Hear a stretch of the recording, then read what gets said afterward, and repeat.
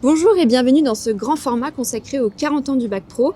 Nous sommes aujourd'hui au lycée Luxembourg à Vesoul et nous sommes avec François Abadi. Bonjour François. Bonjour, bienvenue au lycée Luxembourg. Merci. Alors François, est-ce que vous pouvez vous présenter à nos spectateurs ? Donc François Abadi, je suis enseignant dans l'éducation nationale depuis septembre 90. Je suis arrivé au lycée Luxembourg en 1993 et ça va faire 32 ans que je suis dans ce beau lycée. Vous avez presque traversé toute l'histoire du bac professionnel. À quoi ça ressemblait au début ? Alors tout au début, donc, le cursus se faisait sur 2 ans en BEP. Pour les meilleurs élèves, ils repartaient soit en première d'adaptation ou alors ils repartaient en première année de bac pro. Ce cursus donc se faisait sur 2+2, c'est-à-dire 4 ans. Et alors pourquoi dit-on aujourd'hui que le bac professionnel est une voie d'excellence ? Pour le moment, je pense que le taux d'emploi de nos élèves diplômés de ce bac pro doit être intéressant pour les entreprises. On a su s'adapter aux différents tissus locaux des entreprises, des différentes entreprises comme la distribution de l'énergie, le photovoltaïque, les pompes à chaleur. Donc, dans ce secteur-là, beaucoup d'entreprises recherchent du monde et embauchent des jeunes. Donc, ils n'ont pas de difficulté à trouver un travail. François, vous nous emmenez voir comment le bac professionnel a changé la voie de milliers d'élèves au lycée Luxembourg ? Pas de souci, c'est parti, suivez-moi. Alors François, nous sommes ici dans les ateliers de chaudronnerie industrielle du lycée. Comment ce premier atelier symbolise le bac professionnel ? Alors, l'avantage de ce bac professionnel, c'est qu'ici, ils peuvent concevoir et réaliser des projets. C'est un des seuls ateliers qui, effectivement, sort des objets confectionnés comme cet exemple de plancha. L'avantage de cette formation, c'est que l'élève a quelque chose de concret devant les yeux. Alors quand on parle de bac professionnel, on parle souvent de l'intelligence technique de l'élève. Qu'est-ce que ça révèle ? L'intelligence technique ici, c'est savoir réfléchir avec ses mains. C'est-à-dire qu'ils vont pouvoir utiliser leurs 10 doigts pour concevoir, pour fabriquer, pour souder, pour plier, pour découper avec les différentes machines qu'il y a ici dans cet atelier. Quand vous voyez tous ces jeunes qui sont aujourd'hui des professionnels, qu'est-ce que ça vous procure ? L'ensemble des collègues, que ce soit enseignement général ou enseignement professionnel, on est fiers du parcours de certains de nos jeunes qui ont réussi des parcours comme ingénieurs, patrons d'entreprise, qui travaillent dans des responsables de services techniques de très grandes entreprises locales. Et maintenant, ces anciens élèves diplômés accueillent nos jeunes élèves qui sont devenus leurs tuteurs. Donc tout ça, c'est une fierté collective de l'ensemble de l'équipe du lycée Luxembourg.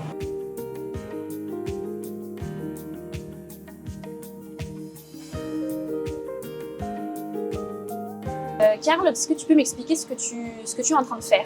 Là, j'étais en train de m'entraîner sur des éprouvettes de 2 mm pour après pouvoir souder propre sur mes pièces.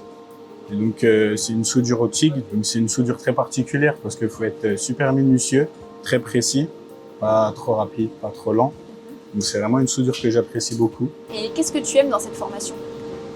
C'est surtout le fait de pouvoir avoir un atelier comme celui-ci qui est hyper bien équipé et pouvoir travailler tous ensemble en groupe, en équipe.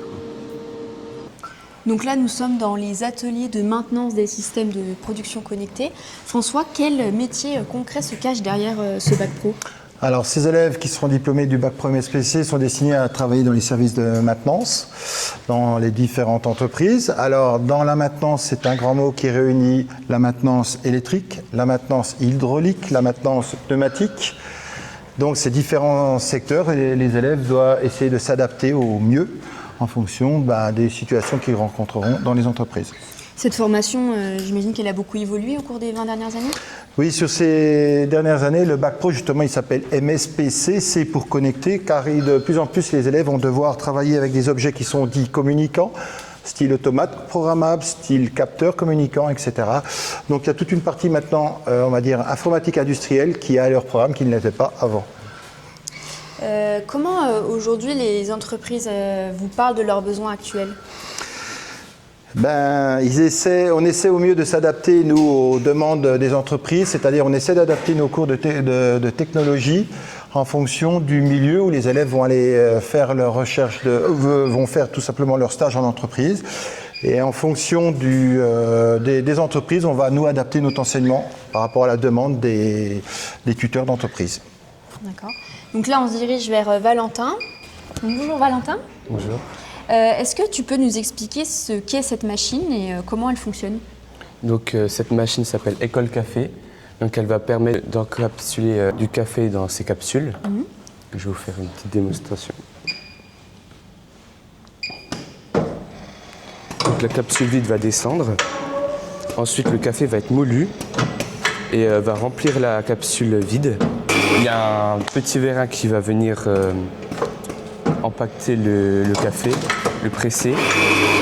Ensuite, il y a un operculage donc qui va venir chauffer le tour de la capsule et l'operculage va être fait. Il va y avoir un pesage de la capsule qui va être effectué. Oui. Ensuite, il y a un petit capteur qui va venir regarder si la capsule est de la bonne couleur. Et ensuite, il va y avoir un triage. Donc, s'il y a une bonne capsule, elle va partir dans ce bac. Et si elle est mauvaise, elle va partir vers le tuyau. Le bac pro, c'est une montée en compétences numériques. On va maintenant aller là où l'informatique, l'électronique et la cybersécurité se confondent. François, on dit souvent que le numérique a tout changé, mais précisément en quoi? Donc ici, vous êtes dans l'atelier de bac pro ciel. Donc les élèves vont étudier des systèmes communicants, des systèmes avec de la vidéosurveillance, des systèmes d'alarme sécurité incendie, des systèmes aussi sur la maintenance informatique. Et en l'occurrence, ici, mise en place d'une tour avec son disque dur, sa carte mère, etc., sur le choix de matériel. Nous sommes ici sur des plateaux techniques électroniques qui associent informatique, réseau et cybersécurité. À quel nouveau métier vous formez les élèves ici? Les nouveaux métiers, par exemple, on verra sur la réalisation de cartes électroniques faites par un élève. On prendra un exemple tout à l'heure. Ici, avec Jenny qui est en train de préparer un partage de documents de tous les élèves de la classe de bac pro ciel. Et on va se diriger vers l'élève en train de préparer son TP. Alors pourquoi est-ce que tu as choisi cette formation?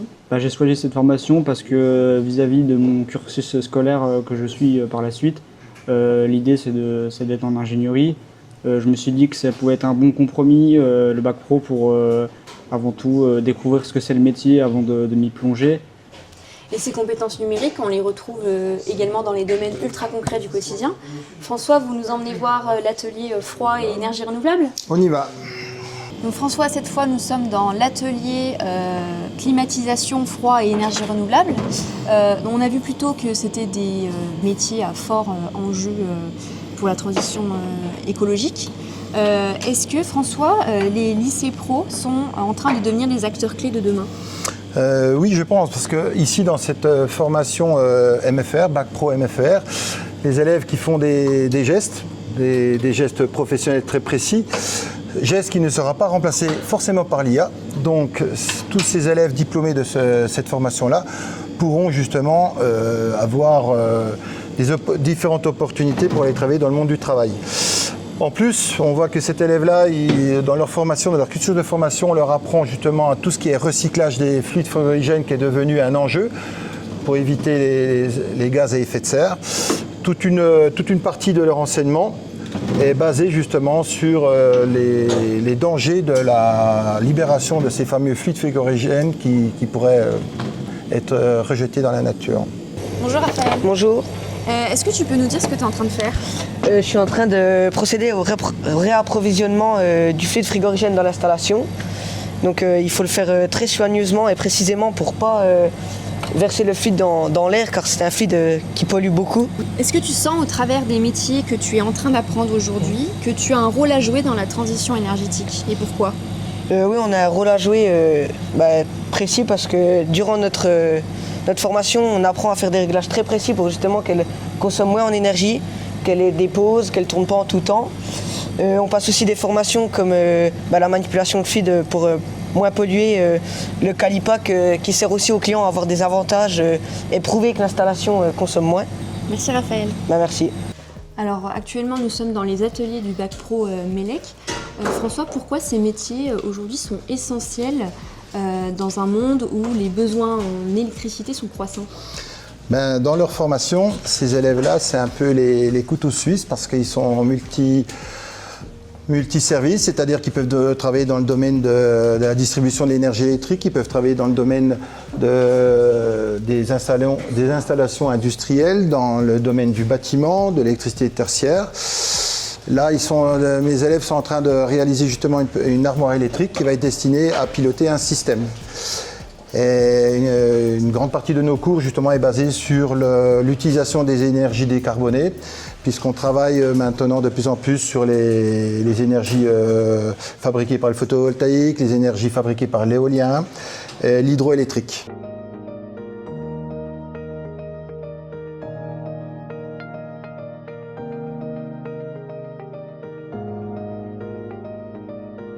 Lilian, est-ce que tu sens qu'au travers des métiers que tu es en train d'apprendre, que tu as un rôle à jouer dans la transition énergétique et pourquoi?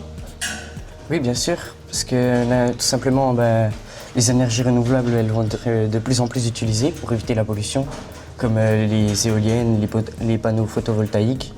Ça va permettre aussi d'économiser. On pourra faire des propres installations sur nos maisons, ça va nous faire économiser et utiliser moins d'énergie. François, est-ce que vous voyez une montée en puissance des demandes d'entreprises dans ce secteur? Effectivement, pour le moment, les entreprises comme Enedis sont en train de rechercher du monde. Donc j'ai quand même pas mal d'élèves sur ces 4 dernières années qui ont pu rentrer dans la maison, par exemple Enedis, dans la distribution d'énergie électrique. Et ici, dans le secteur, nous avons une régie privée qui s'appelle la SICAE qui, effectivement, recrute beaucoup d'élèves chez nous. D'ailleurs, une grande partie de leur personnel sort du lycée Luxembourg. Alors François, là on est en cours de physique. Quel lien existe entre l'enseignement général et l'enseignement technique?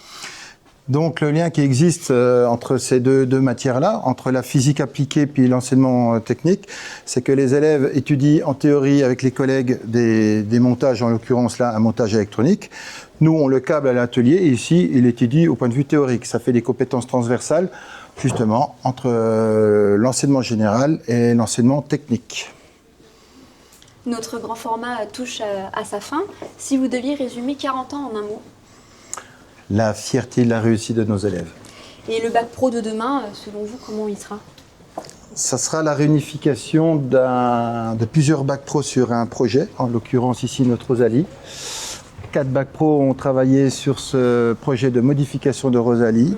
Rosalie qui va être entraînée avec une batterie qui va être rechargée à l'aide du panneau solaire, donc avec les énergies de demain. Donc voilà, l'avenir. Merci François de nous avoir fait partager votre passion pour les jeunes et la voie professionnelle. Avant de partir dans cette Rosalie modifiée par les élèves du lycée Luxembourg, on peut conclure en disant qu'après 40 ans, le bac pro n'a jamais été aussi actuel. Et on y va. C'est parti. Et là, il y a un klaxon. C'est électrique, hein? Ah ouais. Moi, j'ai rien à faire. Voilà.